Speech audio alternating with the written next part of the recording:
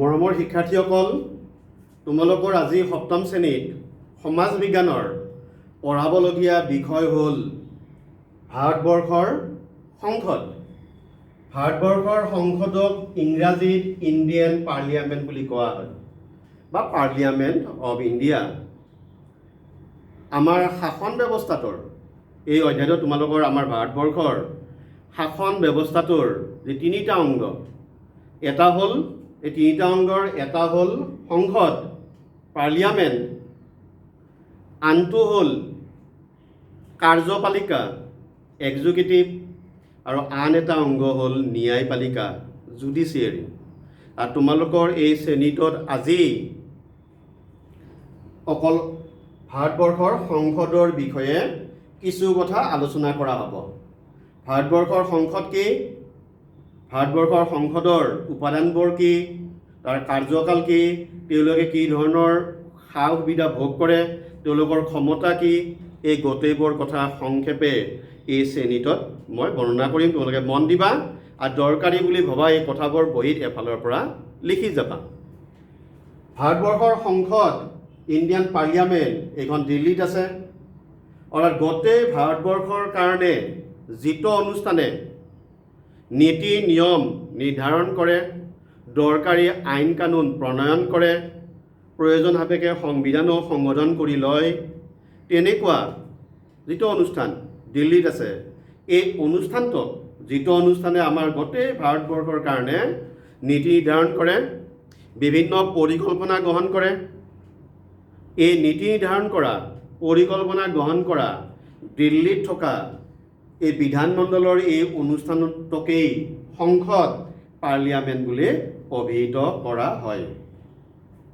আৰু এই ভাৰতবৰ্ষৰ সংসদৰ দুটা সদন আছে, আৰু এই দুটা সদন হ'ল, এটা হ'ল লোকসভা, যাক ইংৰাজীত লোৱাৰ হাউচ বুলি কোৱা হয়, আৰু দুই নম্বৰটো হ'ল ৰাজ্যসভা, যাক ইংৰাজীত আপাৰ হাউচ বুলি অভিহিত কৰা হয়। এতিয়া মই লোকসভাৰ গঠনৰ বিষয়ে কিছু কথা তোমালোকক ক'ম।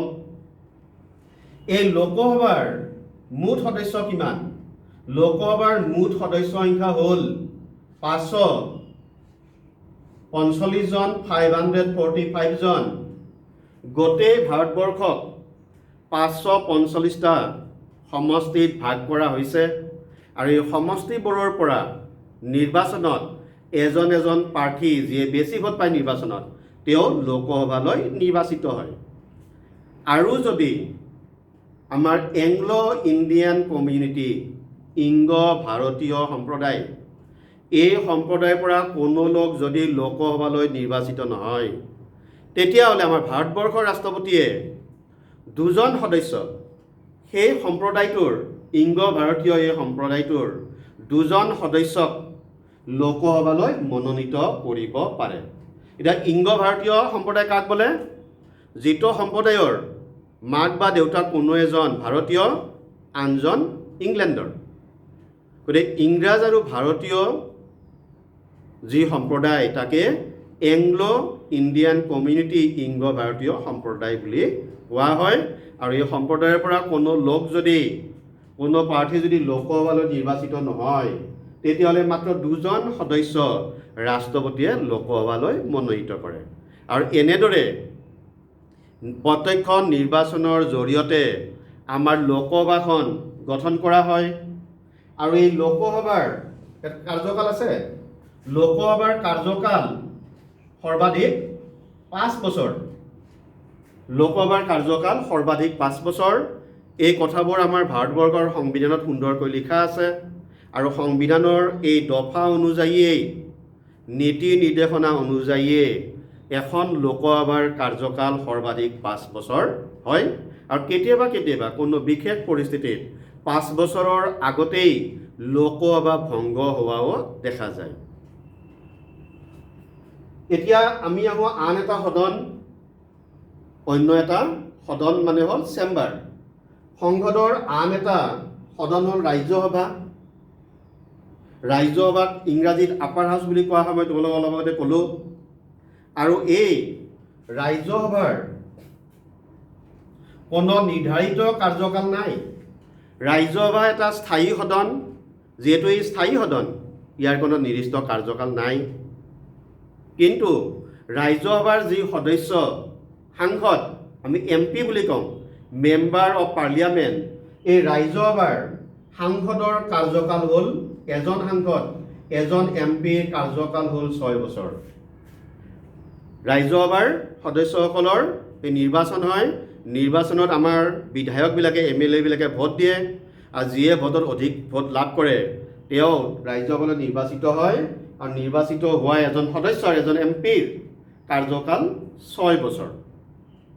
এতিয়া কেনেকুৱা ব্যক্তি, কোন বয়সৰ ব্যক্তি লোকসভাৰ নিৰ্বাচন বা ৰাজ্যসভাৰ নিৰ্বাচনৰ প্ৰাৰ্থী হ'ব পাৰে?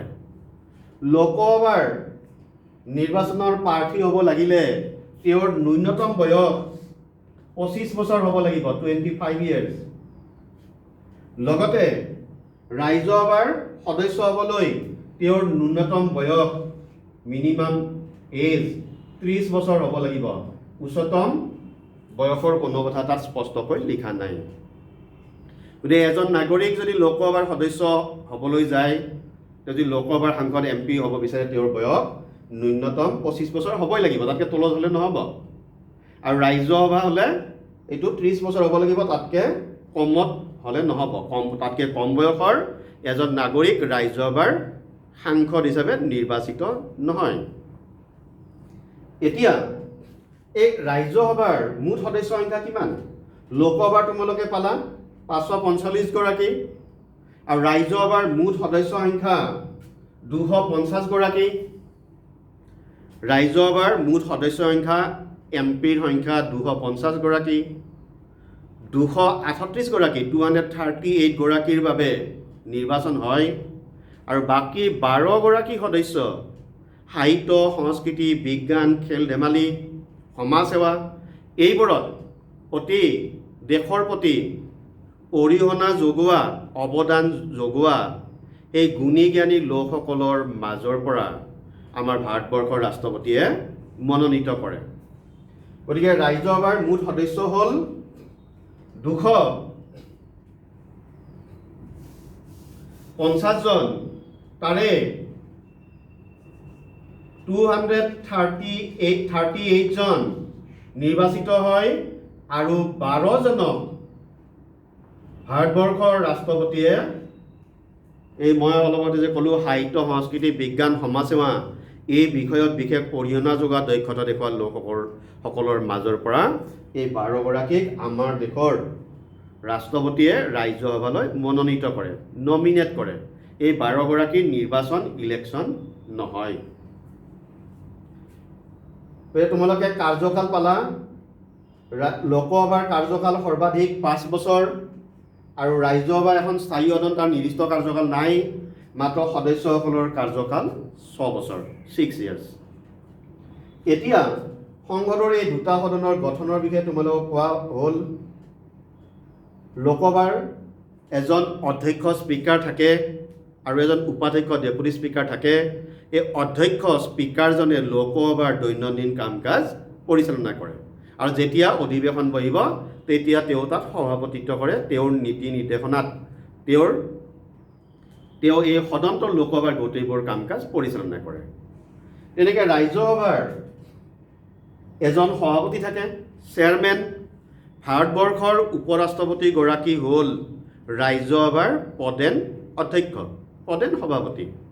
যিয়ে ভাৰতবৰ্ষৰ উপৰাষ্ট্ৰপতি, ভাইচ প্ৰেছিডেণ্ট হ'ব, তেওঁৱে আহি ৰাজ্যসভাৰ সভাপতি হ'ব, চেয়াৰমেন হ'ব।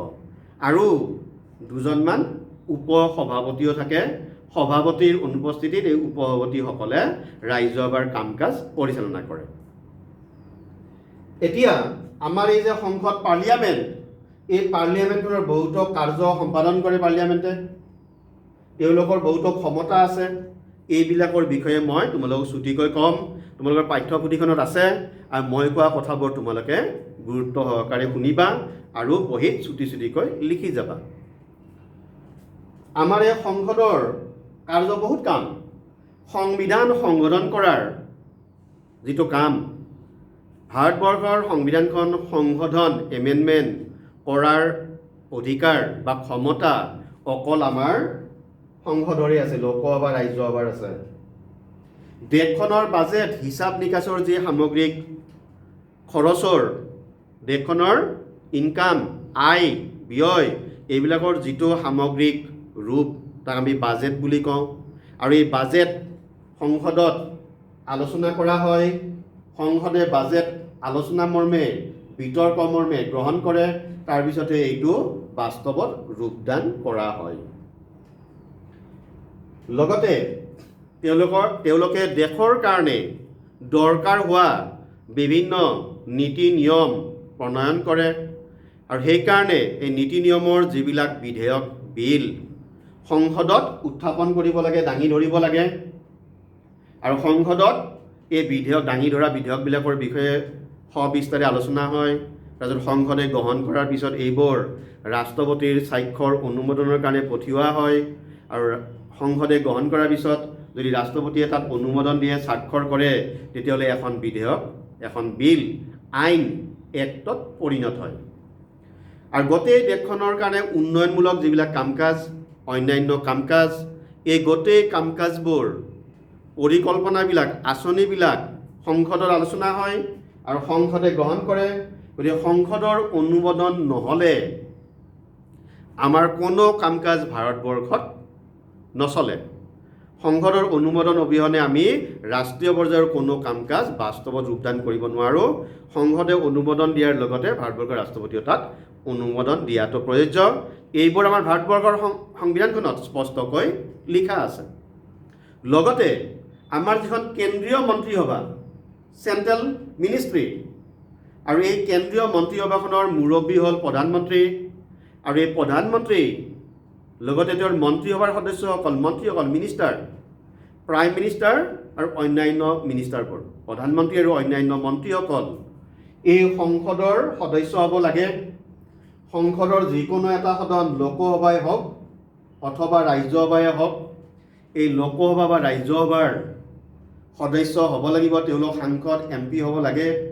আৰু এই MP সকলৰ মাজৰ পৰাই মন্ত্ৰীসভাখন গঠন কৰা হয়। আৰু লোকসভাৰ নিৰ্বাচনত যিটো দলে বা দলসমূহৰ সমষ্টিটোৱে, জোঁটটোৱে সৰ্বাধিক আসন লাভ কৰে, তেওঁলোকৰ নেতাজনে প্ৰধানমন্ত্ৰী হয়। আৰু প্ৰধানমন্ত্ৰীক কোনে নিযুক্তি দিয়ে? ৰাষ্ট্ৰপতিয়ে নিযুক্তি দিয়ে। ৰাষ্ট্ৰপতিয়ে শপত গ্ৰহণ কৰোৱায়। আৰু প্ৰধানমন্ত্ৰীক শপত গ্ৰহণ কৰোৱাৰ পিছত অন্যান্য মন্ত্ৰীবিলাকক শপত গ্ৰহণ কৰোৱায়। আৰু তেওঁলোকক প্ৰধানমন্ত্ৰীয়ে দপ্তৰসমূহ বিতৰণ কৰি দিয়ে। আৰু এজন এজন মন্ত্ৰীক কেইবাটাও দপ্তৰ প্ৰদান কৰা, বিভাগ প্ৰদান কৰাটো দেখা যায়। এতিয়া এনেদৰে আমাৰ দেশৰ এটা শক্তিশালী অনুষ্ঠান হ'ল সংসদ, পাৰ্লিয়ামেণ্ট। আমাৰ দেশখনৰ সামগ্ৰিক সকলোবোৰ কথা এই সংসদ, এই পাৰ্লিয়ামেণ্টৰ ভূমিকাৰ ওপৰত, কাৰ্যদক্ষতাৰ ওপৰত, নেতৃত্ব, লিডাৰশ্বিপৰ ওপৰত নিৰ্ভৰ কৰে। আৰু সংসদে যিবোৰ আইন কানুন প্ৰণয়ন কৰে, নীতি নিৰ্ধাৰণ কৰে, এইবোৰৰ সাংবিধানিক বৈধতা আমাৰ সংবিধান মতে, আমাৰ যিখন মৌলিক আইন সংবিধান, ইণ্ডিয়ান কনষ্টিটিউশ্যন, এইখন মতে হৈছে নে নাই, সেইটো আমাৰ ন্যায়পালিকা, জুডিচিয়াৰী, ন্যায়পালিকাই এইবোৰৰ বৈধতা বিচাৰ কৰে। আমাৰ দেশত উচ্চতম ন্যায়ালয় আছে দিল্লীত, আৰু ৰাজ্যবিলাকত আমাৰ উচ্চ ন্যায়ালয় আছে। তাৰ তলত আৰু অন্যান্য তলতীয়া বিচাৰালয়, কোৰ্টবিলাক আছে। আৰু এই কোৰ্টবিলাকে উচ্চতম ন্যায়ালয়ৰ পৰা একদম তলৰ পৰ্যায়ৰ ন্যায়ালয়লৈকে এই ন্যায়ালয়বিলাকে চৰকাৰে কৰা কাম কাজ, বিধানমণ্ডলে কৰা কাম কাজৰ সাংবিধানিক বৈধতা বিচাৰ কৰে।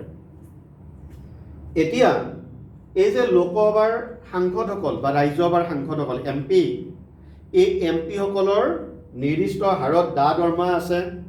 এইটো সংসদে নিৰ্ধাৰণ কৰি দিয়ে। তেওঁলোকে দৰমহাৰ উপৰিও পদ গ'লে বিভিন্ন ঠাইলৈ তেওঁলোক যায়। যোৱাৰ বাবদ তেওঁলোকে ভ্ৰমণ বানচ পায়। তেওঁলোকে এটা বাসগৃহ, কোৱাৰ্টাৰ পায়। তেওঁলোকৰ অন্যান্য আৰু সুবিধা আছে। তেওঁলোকে পদবীৰ পৰা নিজৰ কাৰ্যকাল অন্ত পৰাৰ পিছত, যেতিয়া তেওঁলোকৰ 5 বছৰ বা এই 6 বছৰ, ৰাজ্যসভাৰ 6 বছৰীয়া কাৰ্যকাল অন্ত পৰিব, তেওঁলোকে তেওঁলোকৰ কাৰ্যকাল অন্ত পৰাৰ পিছত মাহে মাহে তেওঁলোকৰ নিয়মীয়াকৈ পেঞ্চন পোৱাৰ ব্যৱস্থাও আছে। লগতে তেওঁলোকৰ বহুতো সুবিধা আছে, সা সুবিধা, বিশেষ অধিকাৰ, ইংৰাজীত আমি প্ৰিভিলেজ বুলি কওঁ। তোমালোকে জানা, আজি বাতৰি কাকত, টিভিত এইবোৰ শব্দ প্ৰায়ে প্ৰকাশ হৈয়ে থাকে। গতিকে আমাৰ ভাৰতবৰ্ষৰ সংসদৰ সাংসদসকলে কিছুমান বিশেষ অধিকাৰ, সুবিধা, বিশেষ অধিকাৰ, প্ৰিভিলেজ ভোগ কৰে। তেওঁলোকে সংসদত কোৱা কথাৰ বাবে কোনো ন্যায়ালয়ত জবাবদিহি হ'ব নালাগে। তেওঁলোকে নিজৰ আদৰ্শ অনুযায়ী, নীতি অনুযায়ী, কাৰ্যসূচী অনুযায়ী নিজৰ বক্তব্য, নিজৰ মতামত সংসদৰ মজিয়াত দাঙি ধৰিব পাৰে। বিভিন্ন কাৰ্যত তেওঁলোকে অংশগ্ৰহণ কৰে। অন্য কিছুমান তেওঁলোকৰ সুবিধা আছে, মই অলপ ক'লোৱেই, বাসস্থানৰ সুবিধা, তেওঁলোকৰ দেহৰক্ষী, নিৰাপত্তাৰক্ষীৰ, ছিকিউৰিটি গাৰ্ডৰ সুবিধা আছে। তেওঁলোকৰ অৱসৰ পোৱাৰ পিছতো, কাৰ্যকাল অন্ত পৰাৰ পিছত মাহে মাহে পেঞ্চন পোৱাৰ ব্যৱস্থা আছে। য'লৈ যায় সেই ঠাইলৈ গ'লে তেওঁলোকে কিছুমান বিশেষ সুবিধাও ভোগ কৰে। তেওঁলোকে এঠাইৰ পৰা আন ঠাইলৈ যেতিয়া যাব, যাতায়াত, যোগাযোগ, এইবোৰৰ বিশেষ সুবিধা ভোগ কৰে। আৰু গোটেই দেশখনৰ সামগ্ৰিক উন্নয়ন, সামগ্ৰিক প্ৰগতি, উন্নতি, দেশখনৰ অন্যান্য সকলোবোৰ কথা, সামাজিক শান্তি সম্প্ৰীতি, লগতে সাহিত্য, সংস্কৃতি, বিজ্ঞান, এইবোৰৰ সৰ্বাংগীন উন্নতি এই আমাৰ চৰকাৰ অৰ্থাৎ সংসদৰ কাৰ্যদক্ষতা আৰু ভূমিকাৰ ওপৰত নিৰ্ভৰ কৰে। তেওঁলোকে অকল ৰাষ্ট্ৰীয় নহয়, আন্তৰ্জাতিক পৰ্যায়ত দৰকাৰ হোৱা নীতি নিয়মৰ ক্ষেত্ৰতো তেওঁলোকে কাৰ্যসূচী ঠিক ঠাক কৰি লয়। গতিকে এনেকুৱাকৈ দেখা যায় ভাৰতবৰ্ষৰ শাসন ব্যৱস্থাত আমাৰ এই সংসদে অৰ্থাৎ নিম্ন সদন লোকসভা আৰু উচ্চ সদন ৰাজ্যসভাই এটা অতি গুৰুত্বপূৰ্ণ ভূমিকা পালন কৰি আহিছে। তোমালোকক এই ক্লাছটোত এই সংসদৰ বিষয়ে, ভাৰতবৰ্ষৰ সংসদ পাৰ্লিয়ামেণ্টৰ বিষয়ে সংক্ষেপে কিছু কথা ক'লোঁ। তোমালোকৰ কিতাপখনৰ আৰু কিছু কিছু কথা লিখা আছে, তোমালোকে পাঠ্যপুথিখন পঢ়িবা আৰু এই ক্লাছটোত যিখিনি কথা ক'লোঁ বহীত লিখি ল'বা। আৰু যদি ইয়াৰ মাজত তোমালোকৰ যদি কিবা অসুবিধা আছে, কিবা যদি বুজি নোপোৱা আছে বা কিবা খোকোজা আছে, আৰু যদি অতিৰিক্ত কিবা কথা জানিবলগীয়া আছে, তোমালোকে পৰৱৰ্তী সময়ত পিছৰ ক্লাছত তোমালোকে সুধিব পাৰিবা, নিজৰ মনৰ খোকোজা আঁতৰাব পাৰিবা। এতিয়ালৈ তোমালোক এই ক্লাছটো আজি ইয়াতে অন্ত কৰিলোঁ। পৰৱৰ্তী ক্লাছত ইয়াৰ পিছৰ যিবিলাক বিষয়, যি ধাৰণা, সেইবোৰ আলোচনা কৰা হ'ব। ধন্যবাদ।